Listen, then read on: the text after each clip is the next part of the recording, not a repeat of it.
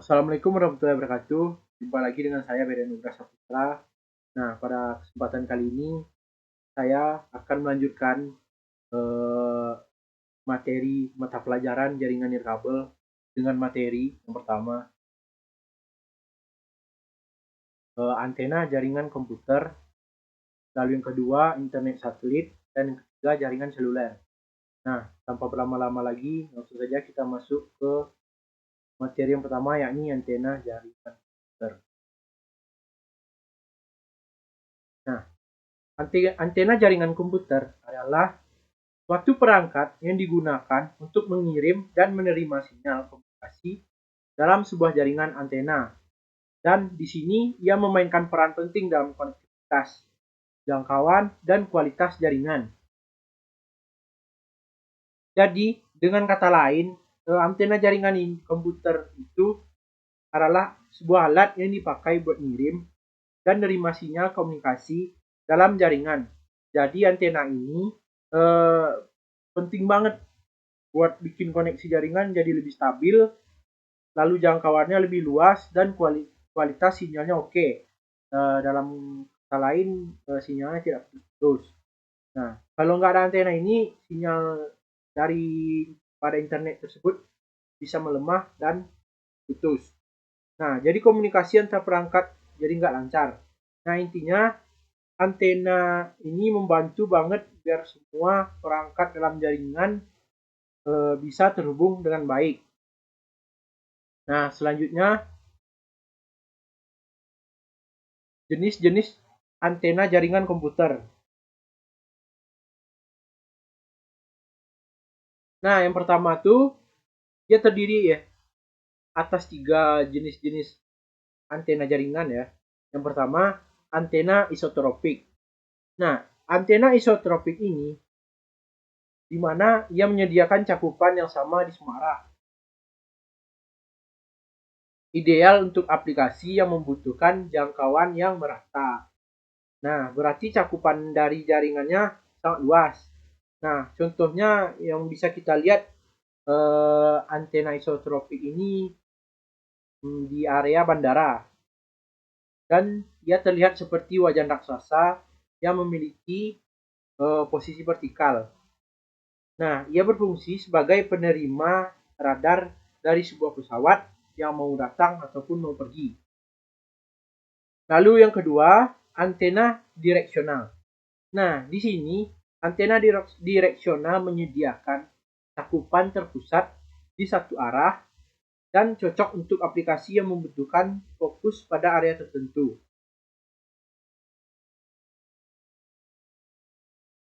Nah, di sini contoh yang bisa saya berikan adalah antena grid seperti yang terlihat pada gambar ini.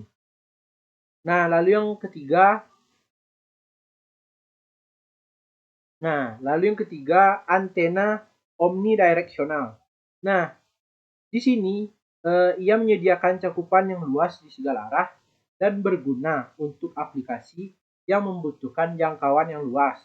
Nah, di sini antena omnidirectional ini berfungsi hanya sebagai pemancar saja dan memiliki polarisasi ke segala arah ataupun 360 derajat. Nah, contohnya di sini seperti yang bisa teman-teman lihat pada gambar. Ya seperti antena televisi mungkin ya lurus gitu. Nah, oke lanjut. Karakteristik antena jaringan komputer. Nah, di sini karakteristik antena jaringan komputer terbagi atas 4.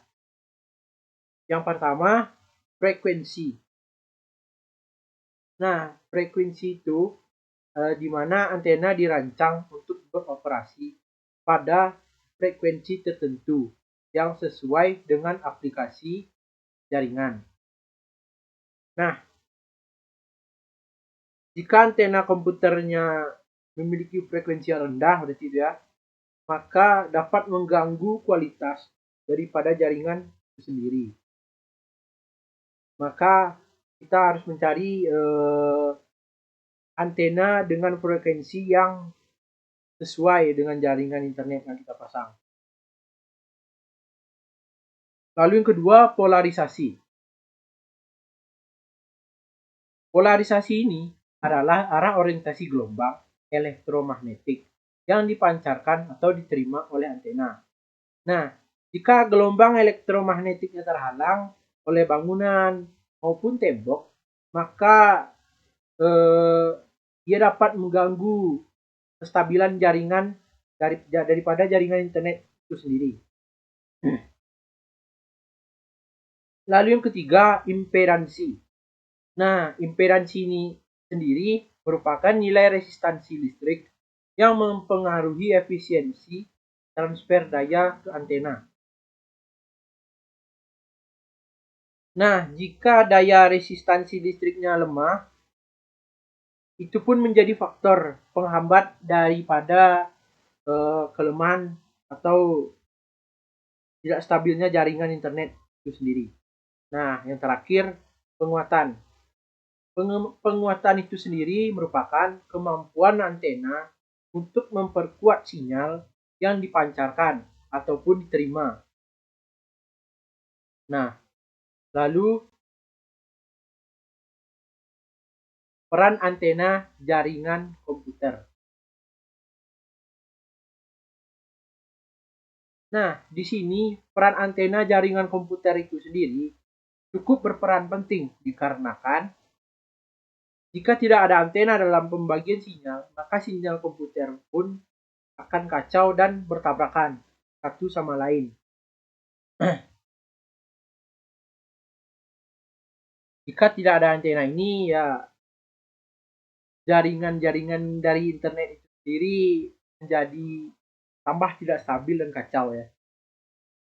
Apalagi kalau kita gunakan untuk belajar online seperti Zoom ataupun Meet, itu akan mengganggu proses pembelajaran itu sendiri. Dan dimana nanti kita bakal keluar dari Zoom atau Meet itu sendiri. Nah, lanjut di dalam peran antena dan jaringan komputer ini terdapat 3 peran. Yang pertama, transmisi data. Transmisi data antena mengubah sinyal data digital menjadi gelombang elektromagnetik dan memancarkannya melalui udara. Nah, lalu yang kedua, penerimaan data. Nah, penerimaan data antena menangkap gelombang elektromagnetik dari udara dan mengubahnya kembali menjadi sinyal data digital. Lalu yang ketiga, peningkatan jangkauan. Nah, peningkatan jangkauan dapat meningkatkan kualitas dan jangkauan dari koneksi jaringan dan memperkuat sinyal-sinyal internet. Nah, jika peningkatan jangkauan ini mungkin sudah luas, seperti membuat tower ataupun antena yang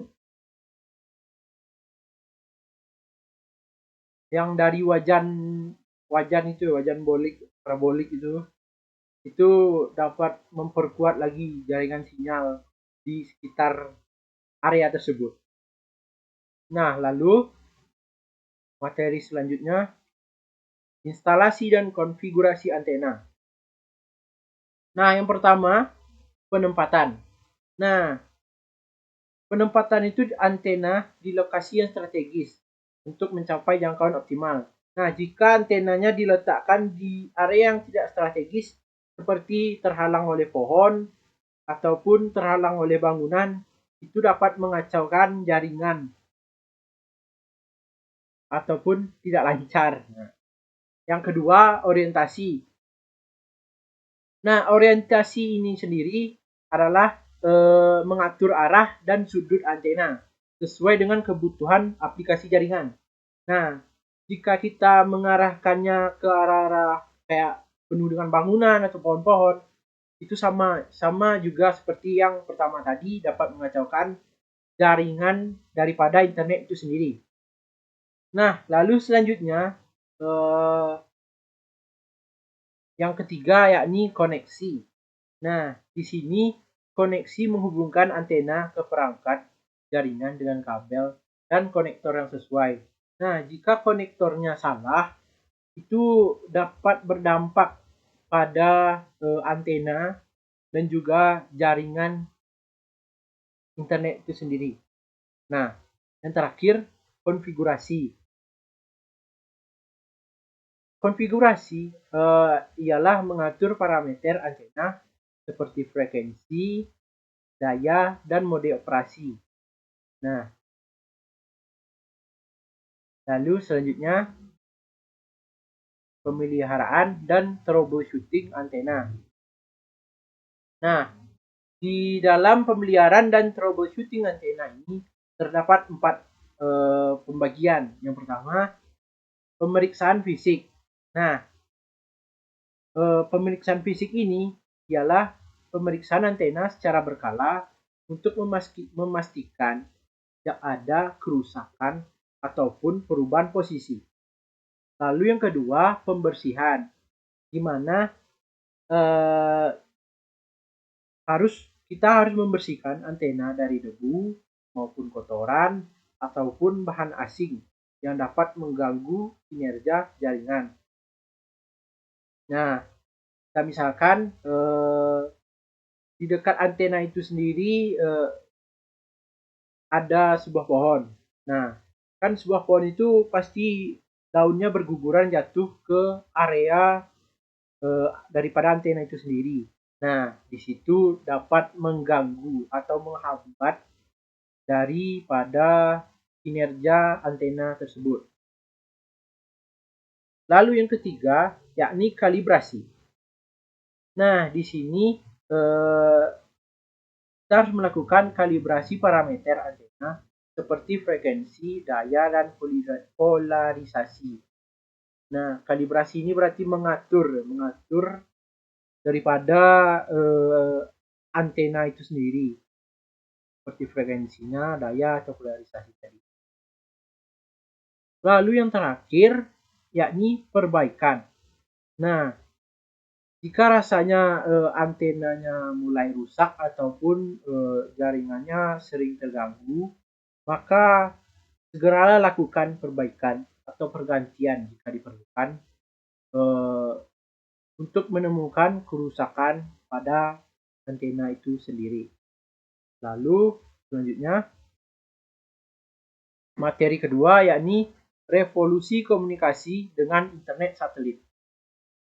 Nah, apa itu revolusi komunikasi dengan internet satelit, Pak? Nah, kita jelaskan selanjutnya. Nah, internet satelit adalah sebuah teknologi komunikasi yang menggunakan jaringan satelit untuk menyediakan akses internet ke berbagai wilayah, termasuk daerah terpencil yang sulit dijangkau oleh infrastruktur terestrial. Nah, baru-baru ini kan Pak Elon Musk mengeluarkan sebuah alat yang bisa menjangkau internet ke daerah-daerah terpencil ataupun ke daerah-daerah yang sudah jauh dari pemukiman ya, terpelosok. Nah, di sana dapat menangkap jaringan langsung ke satelit.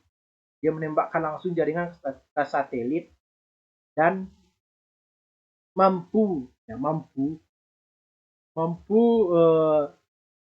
jaringan tersebut mampu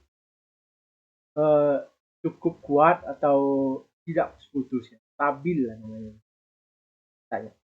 Tapi ya harganya lumayan menguras kantong. Ya lanjut. Lanjut. Nah, selanjutnya keunggulan internet satelit. Nah, di sini terdapat 3 aspek dari keunggulan internet satelit. Nah, yang pertama, jangkauan global. Jangkauan global ialah internet satelit menawarkan konektivitas di seluruh dunia, bahkan di daerah-daerah terpencil yang sulit terjangkau oleh jaringan terestrial. Berarti seperti yang tadi ya, yang Starlink punya Elon Musk tadi ya. Oke, yang kedua, ketersediaan tinggi.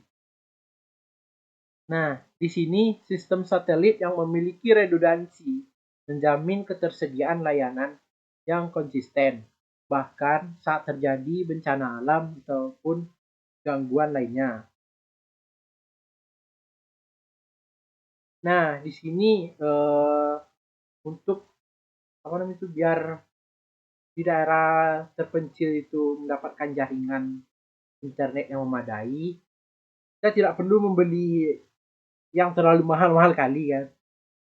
Bisa apa namanya itu, ada antena yang parabola yang langsung menembakkan jaringan itu ke satelit. Nah, jadi jaringannya itu sendiri dapat lancar ya, lumayan lancar lah dibilang. Lancar dikarenakan antenanya itu langsung mengarah ke satelit dan tidak mengarah kemana-mana. Nah, lalu selanjutnya yang ketiga atau yang terakhir yakni mobilitas. Nah, di sini pengguna dapat terhubung ke internet dari mana saja tanpa harus bergantung pada infrastruktur kabel ataupun seluler di lokasi tertentu.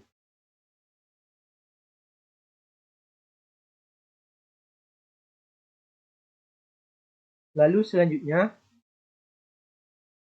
cakupan global dan akses terpencil. Nah, di sini terbagi atas 3 lagi. Yang pertama, cakupan global. Nah, di sini teknologi internet satelit memungkinkan konektivitas di seluruh dunia, bahkan di daerah terpencil yang sulit dijangkau oleh infrastruktur terestrial.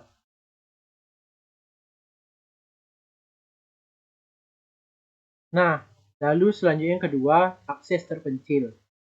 Nah, di sini daerah-daerah pedesaan, pulau-pulau kecil, dan wilayah-wilayah perbatasan dapat dengan mudah terhubung ke internet melalui satelit dan menghubungkan mereka ke dunia luar.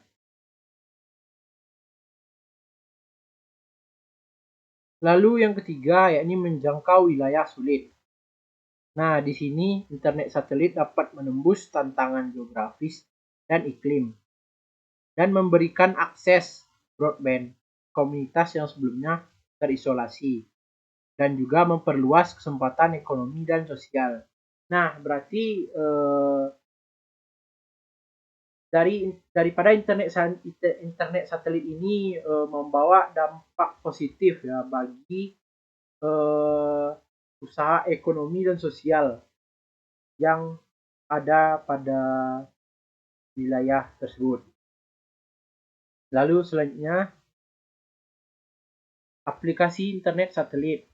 Nah, di sini terbagi atas 4. Yang pertama, komunikasi jarak jauh. Nah, di mana internet satelit itu memungkinkan konektivitas di daerah terpencil dan wilayah yang sulit dijangkau oleh jaringan terestrial. Lalu yang kedua, layanan penyiaran. Nah, satelit juga dapat dimanfaatkan untuk menyiarkan konten televisi, radio, dan multimedia ke seluruh wilayah dengan cakupan yang luas. Lalu yang ketiga, navigasi dan pelacakan. Nah, jaringan satelit ini juga memungkinkan layanan navigasi global, pelacakan kendaraan, dan pemantauan sumber daya alam. Nah, di sini contohnya bisa kita lihat pada Google Maps. Ya, Google Maps, dia dapat melacak kendaraan, lalu memantau sumber daya alam di sekitar daerah tersebut. Lalu yang terakhir, komunikasi darurat. dapat menjadi solusi komunikasi andal karena tidak bergantung pada infrastruktur terestrial yang mungkin rusak. Nah, jika mungkin ya amit-amit kita terdampar di sebuah pulau, kalau kita memiliki internet satelit ya, seperti yang halnya terlihat pada iklan Starlink, nah dia terdampar tuh. Nah, dia membawa internet Starlink tadi, yang internet satelit. Lalu jadi dia tidak kesusahan untuk berkomunikasi dari keluar pulau tadi. Ya. Oke, selanjutnya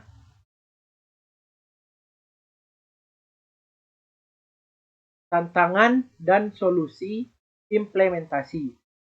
Nah, di sini terbagi atas 3 lagi. Yang pertama, infrastruktur kompleks. Nah, di sini infrastruktur internet satelit ini membutuhkan investasi besar dan koordinasi lintas negara. Dan tantangan teknisnya seperti peluncuran satelit dan integrasi sistem harus diatasi atau diawasi.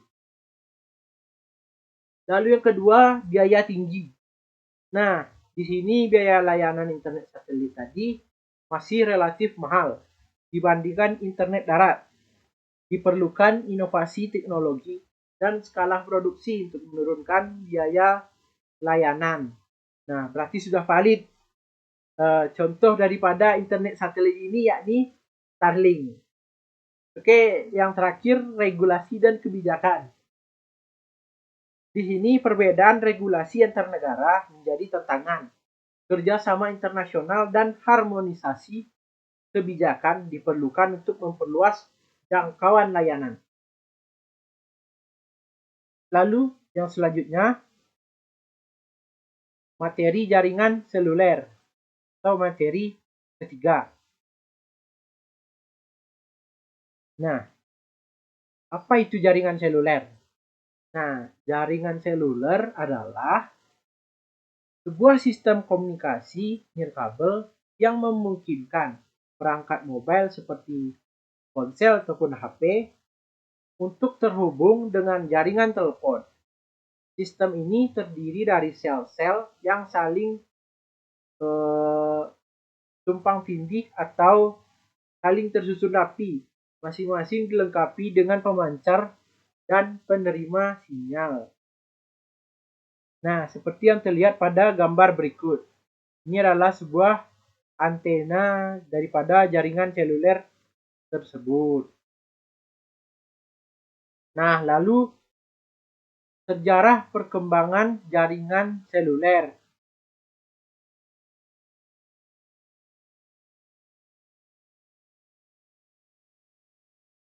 Nah, yang pertama daripada sejarah perkembangan jaringan seluler yakni 1G atau 1G, sistem analog pertama pada tahun 1980-an.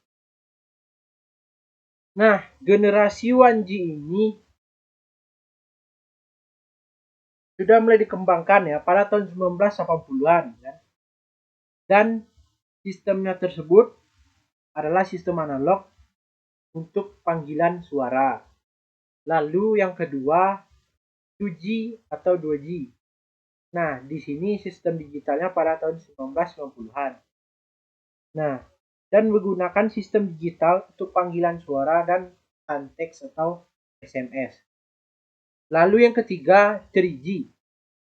Nah, di sini akses datanya berkecepatan tinggi dan dimulai pada tahun 2000-an. Nah, di sini di 3G ini kita memungkinkan untuk streaming video dan layanan data lainnya. Dan apa namanya itu? Jaringan 3G ini masih digunakan saat ini untuk HP-HP Nokia, HP Nokia. Nah, lanjut. Yang keempat adalah 4G. Nah, di sini konektivitasnya tuh super cepat dan dimulai sejak 2010-an hingga saat ini. Nah, di 4G ini kita lebih cepat ya dari generasi sebelumnya atau 3G. Nah, di sini kita memungkinkan untuk streaming video dan layanan data dan lainnya dengan serba cepat. Lalu yang terakhir yakni 5G. Nah, 5G ini adalah teknologi masa depan dengan kecepatan ultrafast. Nah, pengembangannya tuh mungkin ya saya rasa dimulai awal-awal tahun 2020-an pengembangan 5G ini, dan hingga saat ini masih dikembangkan untuk jangka panjang 5G. Oke, lanjut.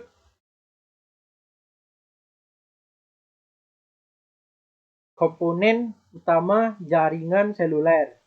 Nah, pada komponen utama jaringan seluler ini terbagi atas tiga. Yang pertama, menara dan antena. Nah, di sini menara seluler dan antena adalah komponen utama yang bertanggung jawab untuk memancarkan dan menerima sinyal radio dan memungkinkan komunikasi pada jaringan seluler. Lalu yang kedua, perangkat pelanggan.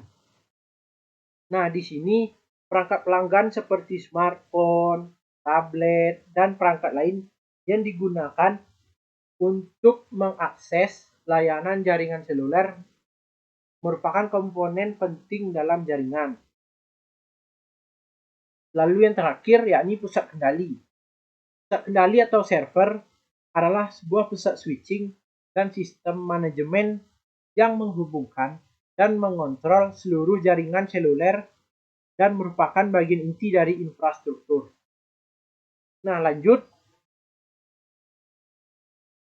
Prinsip kerja jaringan seluler. Ia terbagi atas tiga. Yang pertama, seluler. Nah, jaringan seluler terbagi menjadi sel-sel kecil yang disebut sel. Nah, setiap sel memiliki stasiun pangkalan yang memungkinkan pengguna untuk terhubung ke jaringan lain. Lalu yang kedua, frekuensi atau kanal. Nah, di sini setiap sel menggunakan frekuensi atau kanal yang berbeda untuk menghindari interferensi. Dan perangkat bergerak berpindah dari satu sel ke sel lain secara otomatis. Dan yang terakhir, tangan alih. Nah, di sini saat pengguna bergerak, panggilan akan dialihkan dari satu sel ke sel lain dan menjaga konektivitas tanpa gangguan. Dan proses ini disebut dengan tangan alih. Oke, lanjut. Manfaat dan keunggulan jaringan seluler. Nah, di sini terbagi atas 4. Yang pertama, mobilitas. Nah, di sini jaringan seluler memungkinkan pengguna untuk tetap terhubung dan berkomunikasi dari mana saja dan memberikan keleluasaan dalam fleksibilitas beraktivitas. Lalu yang kedua, cakupan yang luas. Infrastruktur jaringan seluler yang luas dapat menjangkau dan melayani wilayah yang luas, bahkan di daerah terpencil sekalipun. Lalu yang ketiga, kapasitas dan kecepatan. Nah, teknologi jaringan seluler terus berkembang dan menawarkan kapasitas dan kecepatan yang semakin tinggi untuk mendukung berbagai aplikasi dan layanan digital. Lalu yang terakhir, efisiensi. Nah, di sini jaringan seluler memungkinkan penggunaan sumber daya secara optimal, seperti alokasi frekuensi dan pengaturan sel yang efisien.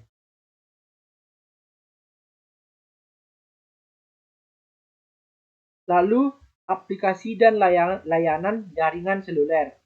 Nah, di sini terbagi atas 4 lagi. Yang pertama, komunikasi suara dan pesan teks.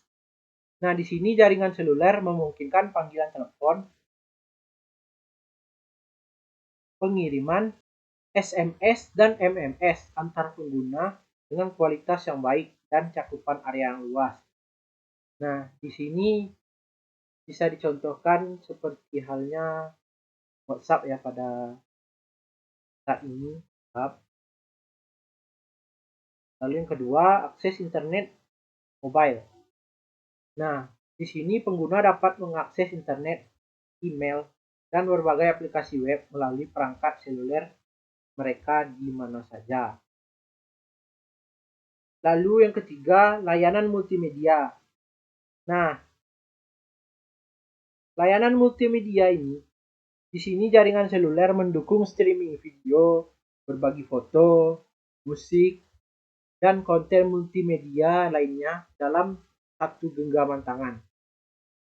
Di sini saya contohkan layanan multimedia seperti YouTube, Instagram, TikTok, Twitter, dan lain-lain.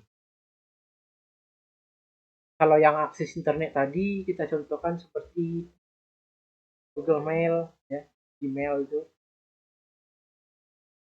Lalu yang keempat, navigasi dan layanan berbasis lokasi.